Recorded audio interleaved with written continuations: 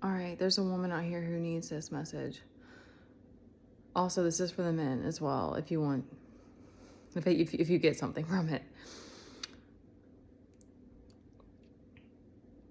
From what I've seen, collected, whatever, it's there. If you choose to do the inner work, there comes a point in time that you, and this is, I guess, guys too, I'm sure that there comes a point in time that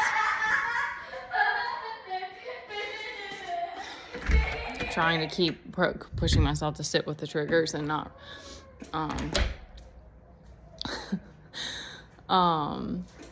there comes this period of time that you're in isolation, because and you just keep trying to make sense of it because it's just wild. But to me, it's this, you're continually building this, it's this deeper ability to be in self-mastery, to become closer to God. I'm trying, y'all. I don't know why it triggered, because I'm tired today. And because that what happened earlier shook me up, so not really, but anyway. So this is the point of this, is that I've started dealing with postpartum, and like it was both a mix of rage and depression. I don't remember crying a whole lot until I started really doing the inner work and going through stuff with my kid, with his behaviors. And because I was in like a lot of fight or flight survival when I was still working and stuff, because it was like I still had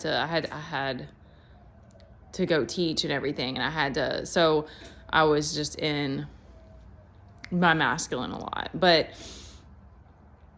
anyway, there's all this, you're very vulnerable.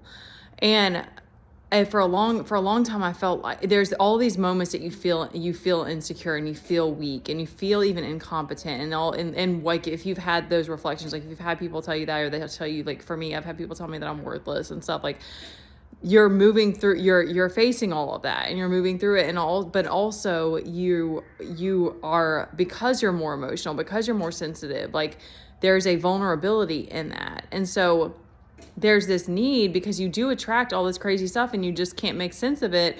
But there's all these moments where it's like you're building that trust in yourself and in God, and in your team around you that will show you in different ways that like they support you. So you can, so that, because you're balancing these two worlds, so you're going to continue. I imagine you're going to continue to be this kind of sensitive type of person, and yet you're coming to this understanding as you begin to see yourself more and embrace it, that it's like that's not a weakness at all. It's just that the world hardened most people. The world took away innocence, and so people that aren't doing the inner work, they just want to steal your light. They don't know how to take it. They become lustful. They become power hungry. They don't know how to handle it, and they don't really know what to think of you and all of this, and you don't fit into a box and stuff. So I wanted to say all this because I beat myself up about it. Or I don't even know if I was beating myself up. It was more of just like a frustration that like I can't handle more, and that I'm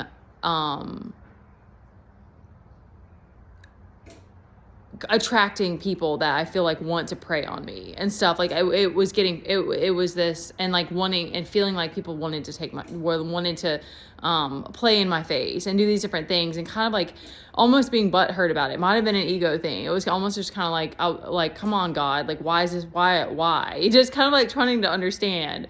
So, but then I came to this, and okay, the other part is that I'm sorry if I'm all over the place. It's been a crazy ass week.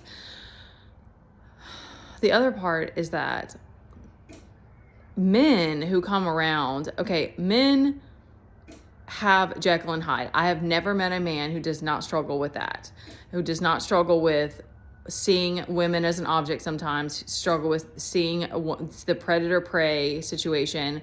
Their men are territorial, men deal with jealousy. All of these things are very lower vibrational, but it's specific to men and their journey and what they have to face and overcome and stuff. So I wanted to add that in because I kept feeling frustrated about the situation with these accounts and people coming at me and how to deal with it, and like, why is it happening, and feeling like my vulnerability was a problem or something. Like, it was like,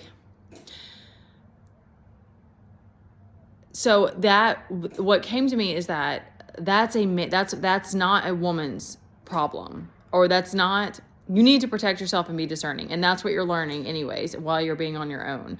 But it's not a woman's job to make a man not be a predator. It's not a woman's job to like tell a man to deal with his, like stop having urges. I'm going to switch because that arm's getting tired.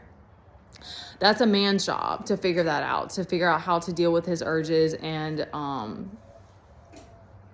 to his jealousy, and to not treat a woman like an object, or like she's or take her for granted, all those things. Like,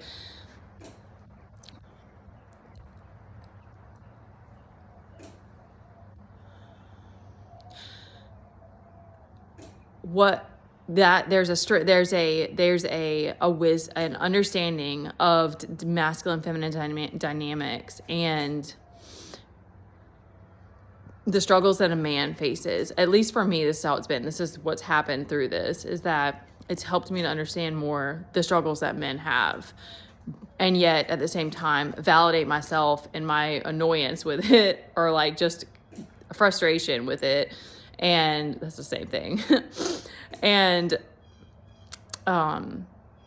not to be able to keep detaching from it, not take it on as like, this is like, because if you've been in relationships where there was a mismatch, or, you started doing inner work, or you started working on yourself and the other person wasn't, and then you start to feel like that person's a project or whatever, which is really meant, really that, it's not meant to be. And that's where it's hard, when you start to, develop feelings, and you hold on to hope. And that definitely, it's exhaustive. I don't know the words right now. I'm trying to stay on topic. Okay. So long story short is that even in this moment, I'm like, girl, you're a bad bitch. Like, to be able to stay soft in this world. Okay, thank you. We're bringing it to empowerment. To be able to stay soft in this world is one of the hardest. I mean, that's how it feels to me. Like, that has to be one of the hardest obstacles to one of the. No, it's not an obstacle. One of the hardest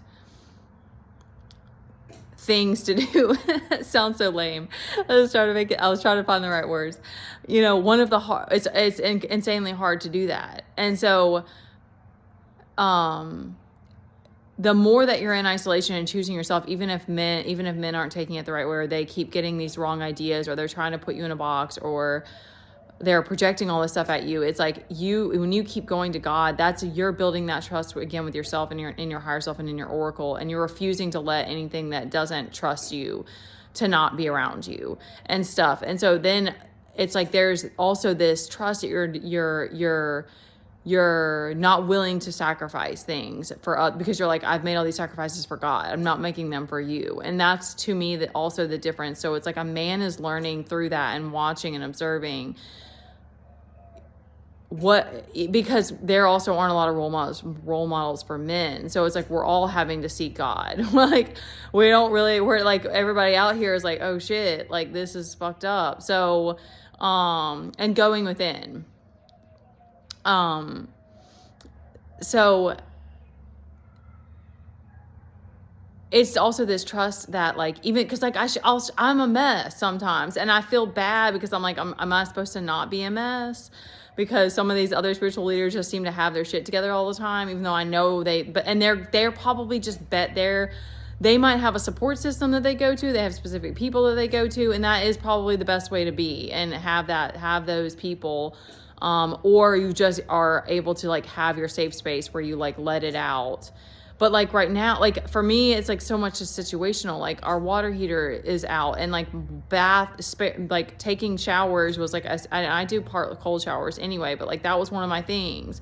I don't have that now. So it's like, like I've had everything on me, and I'm like, okay, well, once in a while I need to have a vent space, and that's, you know, gossiping isn't good. It's not, I'm not saying it's healthy, but allowing yourself to be human still, and like be a mess, and like not have it all together and all these things. But that it doesn't mean that there's something there. It's not putting that blame back on yourself or thinking there's something wrong with you, and that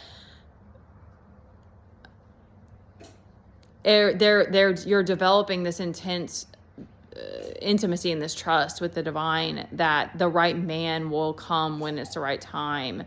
And he's gonna have to, it's this emotional journey. So it's like, he's gonna have to be willing to be someone that can hold emotional space, and to wants to nurture, and these other things and wants to protect, because that's, to me, what love is now. Love is completely different, and you're learning as well about that. Where it's not relationships, there is a transactional element, but that's not love to me. I'm not working to earn your love. I'm not having to, I'm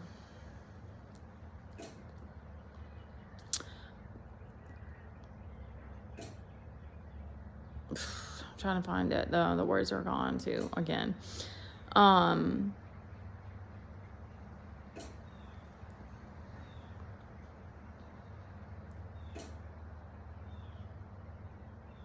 When I go to God first, everything falls into place. And so it's finding that person that's willing to continue to be that safe space with you as you grow together. But that's for the people, that's for those who are devoted to this, and that's the journey that you're on, because you have to keep having that and saying it's walking by, that church had that quote of like, it's walking by faith, not by sight. But it's like, we say these things, but actually doing them is a while. It's wild and not, because there is a lot of peace, but the rockiness to get to that peace is really intense. So it's like, it's insane amounts of trust and faith. And my ego is freaking the fuck out sometimes, or my shadow maybe, because it's like, your shadow is like, no, we need to be safe. No, you need to, you do need comfort. And like, I need, that's what I mean. Like, I'm like, okay, my showers are gone. Like, I'm struggling with eating. Like, what can I do to self-soothe? But I'm not willing to like just run and escape to figure that out, because I'm like, no, I'm committed to this now. I'm devoted to this now. And even with like I keep having to come back to that. I'm like, no, I chose homeschool for all of these reasons. Like, those are values for me. Like, being mom and my devotion to God to be what comes first before making money. Like, those are my values. Even if I have to come back to having immense faith that these things are gonna fall into place as they're meant to, I know I'm not supposed to be doing some kind of job that's gonna stress me out, because I'm already moving through so much every day emotionally, and trying to grow in that way. Okay. That's it.